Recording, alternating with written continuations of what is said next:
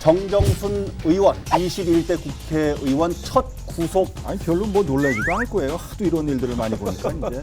검찰 같은 경우는 따로 구치소가 없기 때문에 교도소가 구치소 역할을 하고 있습니다. 이 마음의 변화가 굉장히 바뀔 것. 사실 또뭐 얼백하다고 얘기를 해야죠. 거기서 인정해버리면 어떻겠습니까? 나는. 의원직을 상실할 가능성이 높지 않냐, 뭐 이런 얘기들이 지역에서 있어서요. 중량감, 훨씬 더 중량감 인물이 중앙에서 내려오지 않을까.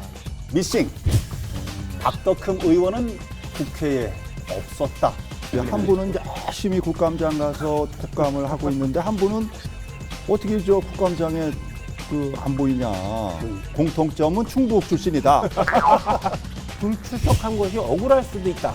뭐 8분 중에 2분이 국회 활동을 정상적으로 하지 못하잖아요. 예산 확보나 이렇게 지역의 뭐 이익을 위해서 뛸 의원들이 없어지는 셈이 되니까 금액을 환산하면 엄청난 금액이 되지 않겠습니까? 신속 재판 빨리 좀 끝내시니까.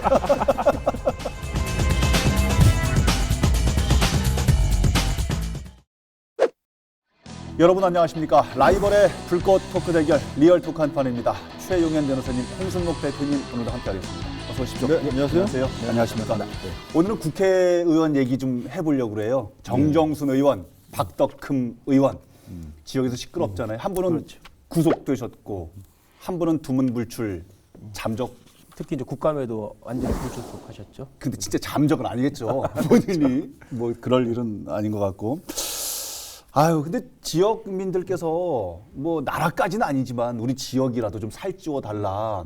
이렇게 해서 국회에 보내드렸는데 지금 어디 가서 뭘 하고 계시는지. 아니 별로 뭐 놀라지도 않을 거예요. 하도 이런 일들을 많이 보니까 이제 뭐 그래요? 덤덤한 또 이건 뭐 저 반동담입니다. 지역의 정치권도 좀 요동치고 있어서 이 부분 오늘 좀 짚어보겠습니다. 라이벌의 불꽃 토크 대결 리얼 토크 한판, 이번 시간에는 국회 정정순 박덕흠 의원 얘기 해보겠습니다. 첫 번째 주제. 정정순 의원, 21대 국회의원 첫 구속 불명예입니다. 체포 동의안이 국회에서 가결될 거냐 말 거냐 그런 얘기 있을 때까지만 해도 그래도 구속까지 될까 뭐 이런 얘기들도 좀 있긴 했었었는데 결국 구속까지 됐고요. 제가 이 부분 말씀드리기 전에 시청자 여러분께 먼저 좀 사과를 좀 드려야 될 것 같아요. 사과요? 바로 잡습니다. 예. 지난 방송에서 이제 정정순 의원 체포동의안과 그 이후의 절차와 관련해서 네. 국회에서 체포동의안이 통과되면은 구속 시에 다시 또 국회 동의를 받지 않아도 된다.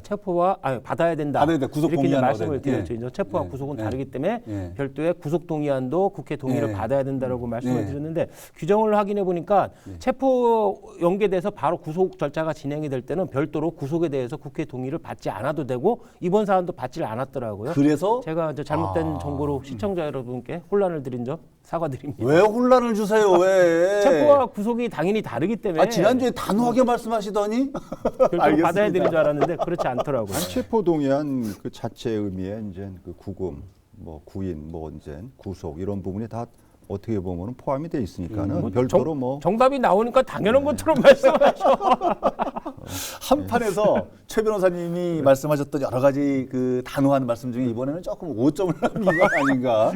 그러나 체포 동의안이 가결될 거라는 전망은 아주 적중을. 그런가요? 그냥 적중도 아니고 화살에 화살 위를 쏘는 느낌 같은 적중까지. 어쨌든 지금 가결이 됐고 구속 결국은 됐고 그 이후에 지금 뭐 재판 날짜도 나와 있던데 절차가 어떻게 되는 겁니까?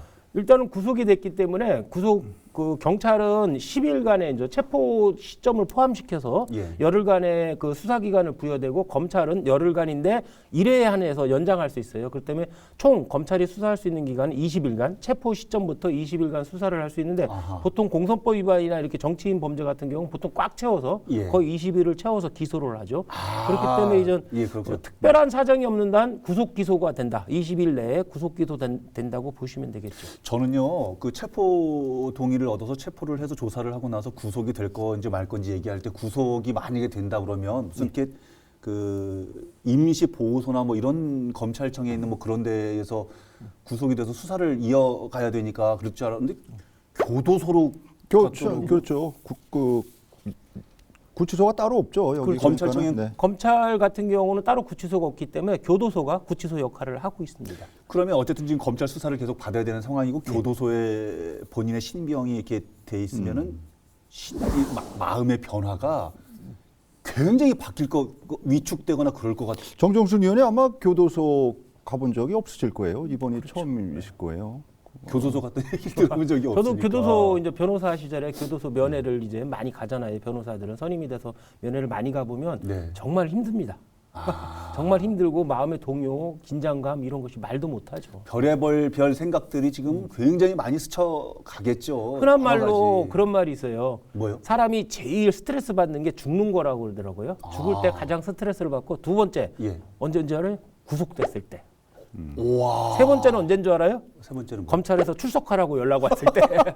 그 두 가지 경험은 가장 스트레스 받은 두 가지 경험은 이번에 정정순 의원이 하신 게 꼴이 되겠죠. 어우, 어마어마한 스트레스입니다. 죽는 것과 비교. 그러니까 어쨌든 이 구속된 것도 사실 뭐 그 국회의원이란 현직 국회의원이란 어떤 그런 부분도 있고 그렇기 때문에 불구속으로 가지 않겠나 하는 그런 좀 예상들을 했었는데 예. 이제 결국은 회계 책임자하고 뭐 대질까지 했는데도 이제 계속적으로 서로 말이 안 맞고 보강 수사가 필요하니까 아마 구속까지 간 것 같아요 지금. 자료를 보니까 그 국회 본회의에서 저 발언을 하면서 여러 가지 억울한 부분이 있다.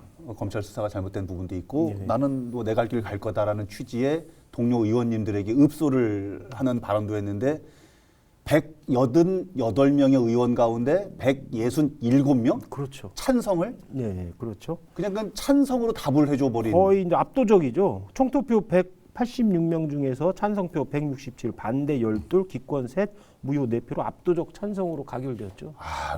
무효는 그럼 뭐예요? 아닙니다.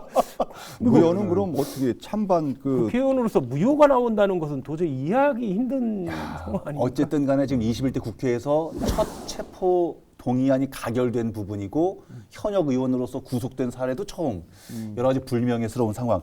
그런데 어쨌든 지금 구속이 돼서 수사를 받는 것일 뿐이지 재판 결과가 나와 있는 게 아니기 때문에 그렇죠. 향후 재판 절차, 이제 아까 수사 절차를 말씀드렸잖아요. 열을 한 번 더 연장해서 20일 거의 꽉 채워서 기소를 한다고 보면은 사실 이제 그 정정순 의원 같은 경우는 공선법 위반 세 가지 범죄 중에서 한 가지 범죄 혐의에 대해서는 이미 기소가 됐잖아요. 네. 공소시효 문제로다가 이미 기소가 된 부분이 있기 때문에 이 재판이 11월 18일 날 열릴 예정이었어요. 아하. 그렇기 때문에 11월 18일 날 재판이 열리면 이제 추가 기소되는 부분 정치자금법 위반과 개인정보보호법 위반 이번에 구속 기소되는 부분하고 예. 병합 처리되겠죠 이제. 11월 18일 날 지금 예정돼 있는 재판은 공직선거법 위반 혐의에 대한 재판인 거고 그렇죠. 나머지 두 개 혐의에 대해서 나중에 병합되는데 이제 11월 18일까지 거의 기소가 되더라도 재판부에 전 올라가지 못하잖아요. 아니면 기소가 안 될 수도 있는데 그 부분에 대해서는 그러면 그날 11월 18일 날은 거의 재판이 열리지 않는다고 볼 수도 있겠죠. 그런 하루 종일 상황이네요. 아무것도 안 하고 속갱시키거나 아예 기일 자체를 며칠 더 늦춰서 같이 병합해서 재판을 진행을 하도록 하겠죠. 대표님은 어떻게 보십니까? 지금 지역에서는 어떤 전망들을 많이 하냐면 지금 의원직을 상실할 가능성이 높지 않냐 뭐 이런 얘기들이 지역에서 있어서요. 그럴 가능성이 뭐 상당히 다분히 있다고 봐야 되겠죠. 왜냐하면은 선거법이 굉장히 엄격하잖아요. 그렇죠. 예. 그리고 어떤 그 조그만 뭐 최근에도 저 전라북도인가요? 한 그 초선 국회의원이 예. 그거는 그 사전 선거 운동이에요. 그 12월 달에 지난해 12월 달에 종교 단체에 자기 명함을 돌린 것 때문에 그것도 저 불구속 기소가 됐었어요. 그걸 보면은 대략적으로 우리가 선거법이 얼마나 그 강하다는 거를 좀 가늠할 수 있는데 결과가 어떠냐면 이제 검찰 구형은 150만 원이었고 예. 결과적으로 1심 재판에서는 이제 80만 원인가 그렇게 이제 그 판결을 해버렸어요. 검찰 쪽에서 항소를 하겠네요. 또. 그러니까 아니 80만 원이니까 이제 현 1심에서 이제 직을 유지하게 되는 거죠. 그렇죠. 그러니까는 명함 정도 돌리는 거 그게 이제 80만 원인가를 그것도 80만 원인데. 다른 건을 보자고요. 막 여기는 정정순 의원 같은 경우는 뭐 정자법에 개인보호법에 그 선거법에 뭐 이런 부분들 더군다나 내부 고발이고 하는 부분에 물론 뭐 박덕금 의원 같은 경우도 19대 때 그런 경우가 좀 비슷한 경우가 있긴 있었지만 나중에 1심에서는 유죄, 뭐 항소심, 상고심에서는 무죄해서 이제 현직을 유지한 경우도 있지만은 대체로 보면은 뭐 지금 우리가 그 전라도 전북 지금 말씀드린 그 초선의원의 사례를 보면은 그 정도로 지금 선거법이 강하다. 이게 확정적으로 말할 수는 없지만 그걸 갖다 붙여서 지금 설명해 주시니까 얼마나 지금 엄중한지 느낌이 좀 옵니다.